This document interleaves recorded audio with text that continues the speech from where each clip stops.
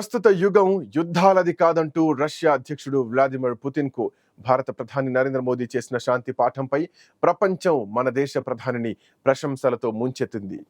ప్రపంచాన్ని ఇబ్బంది పెడుతున్న ఆహార ఇంధన సంక్షోభాలకు వెంటనే పరిష్కార మార్గాలు కనుగొనాలంటూ ప్రపంచ దేశాలతో తన అభిప్రాయాలను పంచుకున్న భారత్, అంటే ఇప్పుడు ప్రపంచ దేశాలన్నీ కూడా భారత్ని ఇష్టపడుతున్నాయని చెప్పాలి. కరోనా సమయంలో పేద దేశాలకు వ్యాక్సిన్ సరఫరా, కరువు ఎదుర్కొంటున్న పలు దేశాలకు దినుసులు సరఫరా, అంతర్గత యుద్ధం బారిన పడి దివాలా దశకు చేరినటువంటి శ్రీలంకకు ఆర్థికంగా ఆహారపరంగా చేసినటువంటి సాయం ఎవరు మరిచిపోలేదు. ఆ ప్రభావం వల్లనో ఏమో దాదాపు చాలా దేశాలు మనతో చేయి కలిపేందుకు, మన దేశంలో కలిసిపోయేందుకు ఇష్టపడుతున్నాయి. తాజాగా తమను భారత్లో కలుపుకోవాలని పిఓకే ప్రజలు, బలూచిస్తాన్ ప్రజలు కోరుతున్నారు. అంతేకాదు, దశాబ్దాలుగా అంతర్యుద్ధంతో నలిగిపోయిన సిరియాలోని షియాలు కూడా ఇలాగే ఓ డిమాండ్ ముందుకు తెచ్చారు. తమ కోసం ఓ ప్రాంతం కేటాయించి దాన్ని భారతదేశం పాలనలో ఉండేలా చూడాలంటూ ఆ డిమాండ్ ముందుకు తెచ్చారు. అయితే ఈ దేశాల కోరికలు ఇప్పటివి కాదు, మనకు స్వాతంత్రం వచ్చిన 1947 నుంచి కొనసాగుతున్నాయి. అప్పటి ప్రధాని జవహర్ లాల్ నెహ్రూ సదరు దేశాల రిక్వెస్ట్ ను తిరస్కరించారు. సిరియా భారతదేశానికి 4000 కిలోమీటర్ల దూరంలో ఉందని, బలోచ్లకు మద్దతిస్తే పాకిస్తాన్తో సమస్యలుంటాయని, భారత్లో కలవాలన్న ఆ దేశాల డిమాండ్ను తోసిపుచ్చారని చరిత్ర చెబుతోంది. అయితే ఇప్పుడు మరోసారి ఈ దేశాలు తమను భారత్ ఆదుకోవాలని, తమ దేశంలో కలుపుకోవాలని కోరుతున్నాయి. ముఖ్యంగా సిరియా ప్రజల డిమాండ్ సంచలనం సృష్టించింది. ఎందుకంటే ఏ పాలకులు వచ్చినా సిరియాను కుదుట పడనివ్వడం లేదు. 60 సంవత్సరాల పాటు సాగిన బషర్ అల్ అసద్ వంశం నియంతృత్వ పాలన గత డిసెంబర్లో ముగిసింది. అసద్ ఇప్పుడు దేశం నుంచి పారిపోయి రష్యాలో పుతిన్ ఆశ్రయం పొంది అక్కడే తలదాచుకుంటున్నారు. సిరియా అంతర్యుద్ధం కొనసాగుతున్న సమయంలో ఆ దేశం వీడి వలసలు పోయిన సిరియన్లు కొత్త ప్రభుత్వం ఏర్పడడంతో ఇప్పుడిప్పుడే తమ స్వస్థలాలకు చేరుకుంటున్నారు. శిథిలాలుగా మారిన దేశవ్యాప్త నగరాల్లో తమ ఇళ్లను వెతుక్కుంటున్నారు పాపం. అయితే మళ్లీ షియాలు, సున్నీల మధ్య గొడవలు ప్రారంభమయ్యాయి. అసద్ మద్దతుదారులు, కొత్త ప్రభుత్వ బలగాల మధ్య భీకర దాడులు సాగుతున్నాయి. వేల సంవత్సరాల చరిత్ర కలిగిన సిరియాది మొదటి నుంచి దురదృష్టాన్నే చవిచూస్తోంది. అక్కడి ఖనిజాల నిల్వలు, చమురు నిల్వలు విదేశాలను ఊరిస్తున్నాయి. అందుకే సిరియా విషయంలో ఎవరికి వారు తమ స్వార్థం చూసుకుంటున్నారు. ఇప్పుడు గ్రేటర్ ఇజ్రాయెల్ ఏర్పాటు కోసం సిరియాను బలవంతంగా ఇజ్రాయెల్లో కలిపేందుకు అమెరికా చూస్తోంది. ఇజ్రాయెల్తో కలిసి గోల్డెన్ హైట్స్ ప్రాంతంలో నేటికి దాడులు చేస్తోంది. సిరియాలోని పోర్టులను తమ ఆధీనంలోకి తెచ్చుకోవాలని చూస్తోంది. అయితే సున్నీలతో పోల్చుకుంటే సిరియాలోని షియాలు అంత బలంగా లేని మాట వాస్తవం. అందుకే వారు తమకు వెన్నంటి కాపాడే ఆపన్న హస్తం కోసం ఎదురు చూస్తున్నారు. యునైటెడ్ నేషన్స్, చైనా, రష్యాలను అక్కడి ప్రజలు నమ్మడం లేదు. డ్రాగన్ కంట్రీ చైనా సిరియాకు స్నేహహస్తం అందించేందుకు ప్రయత్నించింది. కానీ దాని స్నేహం వెనుక డెప్ట్ ట్రాప్ ను గుర్తించినటువంటి ప్రజలు దాన్ని దూరం పెట్టారు. అయితే ఈ రకమైన స్వార్థం లేకుండా మొదటి నుంచి విదేశాలతో స్నేహబంధాలను కలిగినటువంటి భారత్ తమను పాలించాలని సిరియా ప్రజలు కోరుకుంటున్నారు. ఒకప్పుడు దూరభారం అంటూ మాజీ ప్రధాని నెహ్రూ మాదిరిగా ప్రస్తుత ప్రధాని నరేంద్ర మోదీ అలాంటి పని చేయబోవడం లేదు. ఎందుకంటే ప్రస్తుతం మన దేశం సంక్షోభాల నుంచి సంక్షేమాన్ని ఎంచుకునేటువంటి దృక్పథంతో పనిచేస్తోంది. ఇలాంటి ఛాన్స్ మోదీ వదులుకోరని అంటున్నారు విశ్లేషకులు. ఎందుకంటే ప్రస్తుతం అధికారం ఉన్నవారిదే రాజ్యం కొనసాగుతోంది.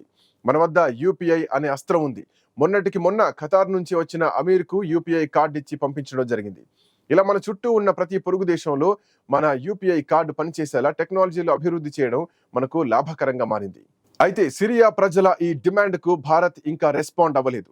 ఏం జరుగుతుందో చూడాలని అంటున్నారు దౌత్య నిపుణులు. ప్రస్తుతం సిరియా పరిస్థితి చూస్తే 60 సంవత్సరాల పాటు అసద్ వంశ నియంతృత్వంలో మగ్గిన ప్రజలకు గత డిసెంబర్లో విముక్తి లభించింది. ప్రజల తిరుగుబాటుతో దేశం విడిచి పారిపోయిన బషర్ అల్ అసద్ రష్యాలో ఆశ్రయం పొందుతున్నారు. దీంతో ఇప్పుడిప్పుడే కుదుట పడేందుకు ప్రయత్నిస్తున్నారు సిరియా ప్రజలు. కానీ అందుకు 2 శక్తుల నుంచి సవాళ్లు ఎదురవుతున్నాయి. డిసెంబర్ మొదటి వారంలో అసద్ పతనం తర్వాత సిరియాను మర్చిపోయినటువంటి ప్రపంచం అకస్మాత్తుగా పెద్ద ఎత్తున సాయుధ ఘర్షణ వార్తలు రావడంతో మళ్ళొక్కసారి ఉలిక్కిపడింది. ఆ విధంగా దృష్టి ఉక్రెయిన్ యుద్ధం నుంచి కొద్ది రోజుల పాటు ఇటు మళ్ళింది. వారం రోజుల పాటు గుక్క తిప్పుకొనియకుండా జరిగిన ఆ ఘటనలో సుమారు 1500 మంది చనిపోయినట్లు అంచనా. అసద్ పతనానికి ముందు 10 రోజుల పాటు సాగిన తిరుగుబాటులోనూ అంతమంది చనిపోలేదు. ఈ ఘర్షణలకు కారణం అసద్కు చెందిన మైనారిటీ అలవైట్ తెగవారు తిరగబడ్డం గమనించాల్సినటువంటి విషయం. వారు ప్రధానంగా సిరియాలోని పశ్చిమ ప్రాంతాన మధ్యధరా సముద్ర తీరం వెంట నివసిస్తారు.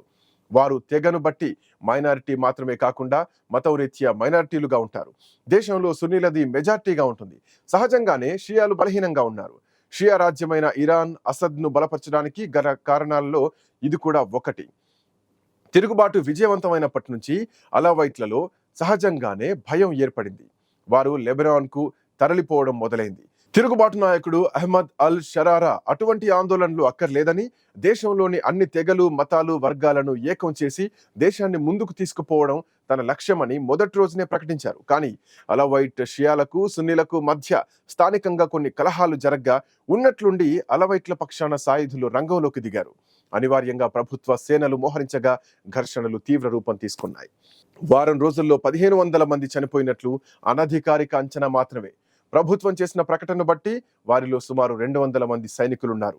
మిగిలిన 1300 మందిలో అలవైట్ పౌరులు ఎందరో, సాయుధ దళాల వారు ఎందరో ఇవేమీ కూడా తెలియదు ఇప్పటికీ. అసద్ సైన్యంలోని ఒక దళం తిరిగి ఒక చోట చేరి దాడులు ఆరంభించింది. అది స్థానికంగా జరిగిన పరిణామమా, లేక ప్రస్తుతం రష్యాలో తలదాచుకున్న అసద్ ప్రమేయం ఉందా అన్నది తెలియదు. అందుకు అవకాశాలు తక్కువేనని కూడా నిపుణులు అంటున్నారు. అసద్కు రష్యా మొదటి నుంచి మద్దతు ఇవ్వడం, ప్రస్తుతం ఆశ్రయాన్ని ఇవ్వడం నిజమే అయినా సిరియాలో ఏర్పడినటువంటి కొత్త ప్రభుత్వంతో రష్యా సత్సంబంధాలకు ప్రయత్నిస్తోంది. మధ్యధరా సముద్రపు తూర్పు తీరాన భౌగోళికంగా కీలకమైనటువంటి ప్రాంతంలో గల సిరియాలో రష్యాకు ఒక నౌకా స్థావరం, ఒక వైమానిక స్థావరం ఉన్నాయి. యూరప్ను ఎదుర్కొనేందుకు అవి చాలా అవసరం. అందువల్ల సిరియా కొత్త ప్రభుత్వంతో సత్సంబంధాల ద్వారా తమ స్థావరాలను కొనసాగించేందుకు ప్రయత్నిస్తున్నారు పుతిన్. రష్యా ఇంతకాలం అసద్కు పూర్తి మద్దతుగా ఉన్నప్పటికీ తమ కొత్త పరిస్థితుల్లో రష్యా సహాయం అనేది రకరకాలుగా ఉంటుందా, ఎలా ఉంటుంది చూడాలి.